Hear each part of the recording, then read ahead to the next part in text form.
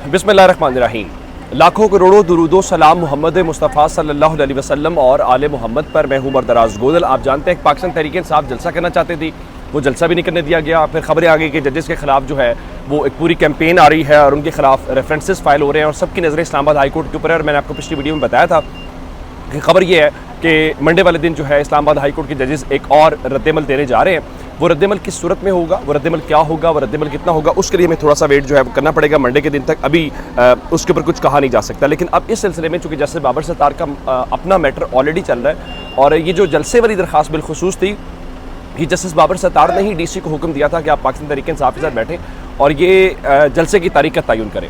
Meeting हो गई, meeting के बाद ये तय पा गया कि 6 तारीख को जलसा होगा और 5 तारीख को रात को उन्होंने ये जलसे की जो नोटिफिकेशन है, या जिसको यूँ कहा जाए कि उसका NOC है, वो वापस ले लिया गया। वो क्यों ले लिया गया, उसकी वजूहात ज़ाहिर है वो वही बता सकते थे, लेकिन ज़ाहिरन ये तौहीन अदालत थी। अब हुआ ये कि इतवार हफ्ते वाले दिन सब कुछ हुआ था और हफ्ते वाले दिन ही वो पाकिस्तान तहरीक इंसाफ इस्लामाबाद हाई कोर्ट गई और उनका कि आप हमारी दरख्वास्त आज ही समाअत के लिए मुकर्रर कर दें, लेकिन उन्होंने उसको समाअत के लिए मुकर्रर नहीं किया। चूँकि उस दिन जस्टिस मोहसिन अख्तर कियानी थे, तो जस्टिस मोहसिन अख्तर कियानी ने कहा ये इख्तियार मेरे पास नहीं है, ये फ़ाइल चीफ जस्टिस जो आमिर फ़ारूक है उनकी अदालत में पहुँचा देंगे, लेकिन उसके ऊपर कुछ हो नहीं सका। तो तौहीन अदालत की दरख्वास्त बाज़ाब्ता तौर पर दायर तो हो गई थी कि अगर उसके बाद फिर पाकिस्तान तहरीक इंसाफ ने भी ये कहा कि देखिए जनाब, हम इंतज़ार करेंगे अदालत के फ़ैसले का, और अदालत का फ़ैसला जो है अगर वो नहीं आएगा तो फिर हम खुद मार्च करेंगे, और अगर हम मार्च करेंगे तो उसको फॉलो कौन करेगा, उसको फॉलो या उसकी जो क़यादत है वो अली अमीन गंडापुर करेंगे, और इसके ऊपर हम किसी किस्म की कोई अब वो रियायत नहीं करेंगे। अब आवाम खुद अपना फ़ैसला करेगी। अब ये एक बड़ा हसास और संजीदा किस्म का मामला, जिसकी मैंने सुबह सवेरे आपको बताया था, अगर ऐसा हुआ तो बिल्कुल सूरत हाल डिफरेंट होगी। अली अमीन गंडापुर के साथ भी पुलिस होगी, आपकी पंजाब पुलिस भी होगी। आप उनको रोकने की कोशिश करेंगे तो उससे क्या होगा, उससे गड़बड़ होगी, उससे तसादुम होगा, उससे मुल्क का फ़ायदा नहीं होगा, उससे नुकसान ही नुकसान है। अब सब इसके बीच में जो अब खबर है वो ये है कि जस्टिस बाबर सत्तार जो सुप्रीम इस्लामाबाद हाई कोर्ट के जज हैं, वो तो आंखों में पहले भी खटकते हैं और कल ही ताज़ा उनके खिलाफ एक रेफरेंस दायर हुआ है। पहले भी वो ख़त लिखने वाले जजेस में शामिल हैं, तो उन्होंने अब अदालत लगा ली है।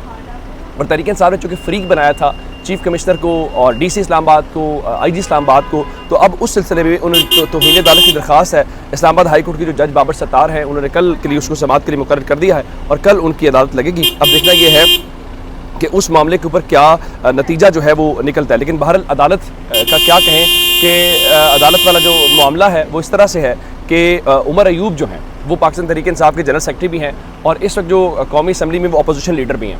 पहले उन्होंने इस्तीफ़ा दिया जनरल सेक्रेटरीशिप से, फिर इमरान खान ने उनका वो इस्तीफ़ा मुस्तरद कर दिया। अब उस सब के बीच में आज छुट्टी का दिन है, आज इतवार का दिन है।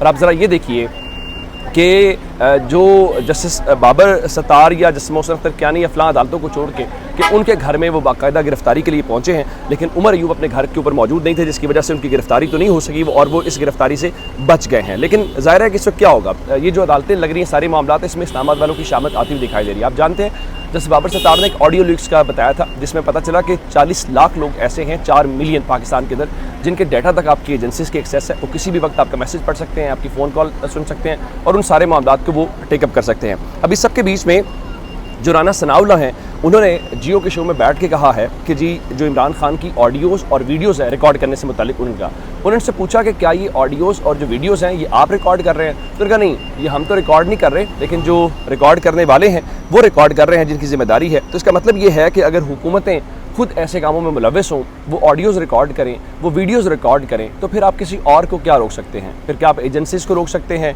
एजेंसी से मुराद ये है कि फिर आप आम लोगों को रोक सकते हैं? किसको रोक सकते हैं? फिर तो हर कोई कॉल रिकॉर्ड करेगा, फिर तो और तरीक़ों से जो एक्सेस होगा, मुझे नहीं पता वो किस तरीके से चीज़ें हो सकती हैं। लेकिन हुकूमत उस हवाले से किसी किस्म की जो है वो ज़िम्मेदारी उनको लेनी चाहिए। ज़ाहिर है कि हुकूमत के मातहत ही सारे इदारे हैं और वो अगर इल्ज़ाम ये लगाएं कि जी एक जानिब आप ये कहें कि मुल्क के अंदर सरमायाकारी आ रही है और वो सरमायाकारी जो मुख्तलिफ है, जी हमारे जो गल्फ़ कंट्रीज़ हैं उन्होंने कहा है जी चाइना से आ रही है, फ्रांस से आ रही है, अच्छी बात है।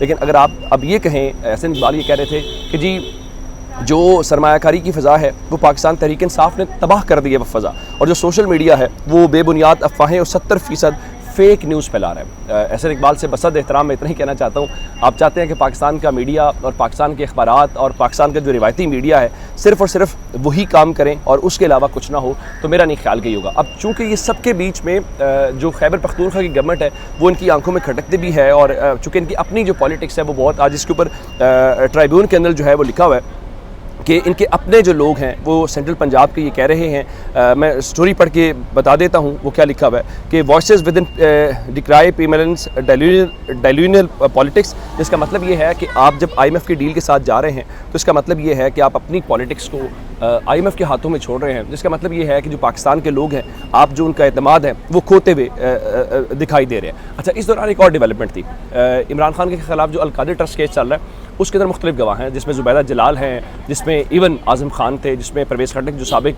डिफेंस मिनिस्टर भी थे तो वो PTI छोड़ के चले गए। अब जो अलीमीन गंडापुर ने कहा कि देखें अगर तो ये जो परवेज़ खट्टक है ये जाएंगे गवाही देंगे और वो उस चीज़ के ऊपर गवाही देंगे जिसका हकीकत से कोई ताल्लुक नहीं है, तो उनका मैं इनकी सूबे में नकलो हरकत और इस किस्म की उन्होंने जलसे के अंदर जो है वो धमकी दी। अब परवेज़ खट्टक का भी उसके ऊपर जवाब आया है। इसका मतलब है कि अलीमीन गंडापुर के हवाले से जो वो टाक के निशाने लगा रहे हैं वो निशाने बिल्कुल ठीक लगते हुए दिखाई दे रहे हैं। अब चूँकि उन्होंने ये कहा कि हम इंतज़ार कर रहे हैं तो दरख्वास्त वो भी लगी। अब वो क्या फरमा रहे हैं परवेज़ खट्टक, वो कह रहे हैं जी अगर गवाही के लिए बुलाया गया तो मैं हक़ की गवाही दूंगा, जो देखा है जो मेरे सामने हुआ है मैं वो सब कुछ बताने के लिए तैयार हूँ। अलीमीन बढ़ के मारते फिरते हैं, खैबर पख्तूनख्वा मेरा सूबा है, कोई माई का लाल रोक नहीं सकता। अब मेरा नहीं ख्याल कि कोई ऐसी तहरीक इंसाफ को कहना भी चाहिए कि उनको किसी को रोकना चाहिए, सूबा सबका है, गवाही देने दें, उससे क्या फ़र्क पड़ जाएगा। कितने केसेस जो आपके खिलाफ पहले गवाहियाँ हुई हैं उससे कुछ हो पाया। लेकिन मैं एक बात परवेज़ खट्टक साहब के हवाले से ज़रूर कहना चाहता हूँ, वो इलेक्शन से पहले कहा करते थे कि कोई माई का लाल जो है मुझे खैबर पख्तूनख्वा का वज़ीर आला बनने से रोक नहीं सकता। फिर हमने देखा कि माई के लाल ने तो नहीं रोका, लेकिन खैबर पख्तूनख्वा की जो आवाम है उन्होंने न सिर्फ रोका, परवेज़ खट्टक खुद हार गए, उनके जो दामाद हैं बाकी सब लोग हैं वो भी हार गए। तो परवेज़ खट्टक मेरा ख्याल अगर अब भी चाहते हैं, वो अपनी किस्मत आजमाना चाहते हैं, तो इसमें कोई कबाहत वाली बात नहीं है कि वो इस चीज़ को ट्राई कर लें। इसमें कोई वो ऐसी चीज़ नहीं है जिस पे आप कहें कि ये घोड़ा और ये मैदान है। तो परवेज़ खट्टक इस वक्त इर्रेलेवेंट किरदार हो चुके हैं। मेरा नहीं ख्याल कि परवेज़ खट्टक की इन बातों से कोई सियासत के ऊपर फ़र्क पड़ता है। परवेज़ खट्टक यही समझ लेते हैं कि खैबर पख्तूनख्वा में वो जिसके साथ होंगे उसके साथ सूबा होगा, पार्टी पूरी की पूरी लॉन्च की। लेकिन हमने देखा कि एक वेरिएंट वहाँ पे आया जो PTI पार्लियामेंटेरियन थी बुरी तरह पिट गई। पंजाब के अंदर हमने इस्तेकाम पाकिस्तान पार्टी देखी, बुरी तरह पिट गई, जिसका एक बड़ा वाज़ेह हमें सबूत मिलता है। वो सबूत ये है कि आप अगर कहीं पे भी इस वक्त प्रो इस्टेब्लिशमेंट पॉलिटिक्स पाकिस्तान के अंदर करना चाहते हैं या किंग्स पार्टियाँ लॉन्च करना चाहते हैं, वो किंग्स पार्टियाँ जो हैं वो नहीं चल पाएंगी। पाकिस्तान के लोग उसको वोट नहीं करते। मुस्लिम लीग नून की बात करें, आप वोट को इज्जत दो के बयानी के साथ खड़े थे, लोगों ने आपको अप्रिशिएट किया, लोगों ने आपको वोट दिया। उस PTI उस गवर्नमेंट के अंदर थी, ज़िमनी इलेक्शन हारी, आपने वोट को इज्जत दो से इक़्तिदार की पॉलिटिक्स की, आप फारिग हो गए।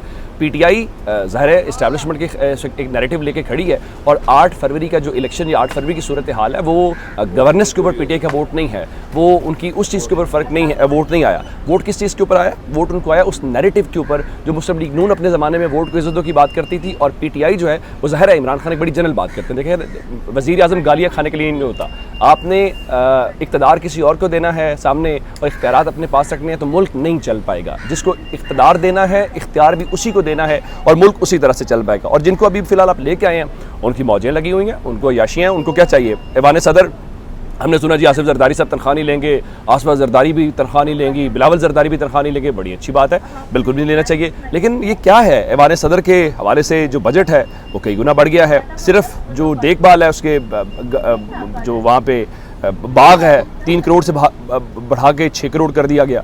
उसके अलावा जो गाड़ियों के ऊपर सालाना खर्चा है उसमें 400 गुना इजाफा हो गया है, 4 गुना इजाफा हो गया है। 9 करोड़ पहले खर्च होता था डॉक्टर आरिफ अलवी के दौर में, अब जरदारी साहब के दौर में गाड़ियों के ऊपर 44 करोड़ खर्च होगा। तो ये वो अशराफिया के अल्ले तल्ले हैं जिसके ऊपर पाकिस्तान की कौम टैक्स पे करती है। शहबाज शरीफ कह रहे हैं जी बिजली की कीमतों के इजाफे के हवाले से वहाँ में बड़ी तशवीश और परेशानी है, मैं बखूबी आगाह हूँ, रिलीफ देने के लिए दिन रात काम कर रहा हूँ। हुजूर पिछले 16 महीने भी हुकूमत आपने की है, अभी भी कुछ महीने हो गए, दिन रात और कितने चाहिए आपको? अल्लाह करे कि आप रिलीफ दें, लोगों के लिए कुछ आसानी हो। अपना बहुत सारा ख्याल रखिएगा। खुदा हाफिज़।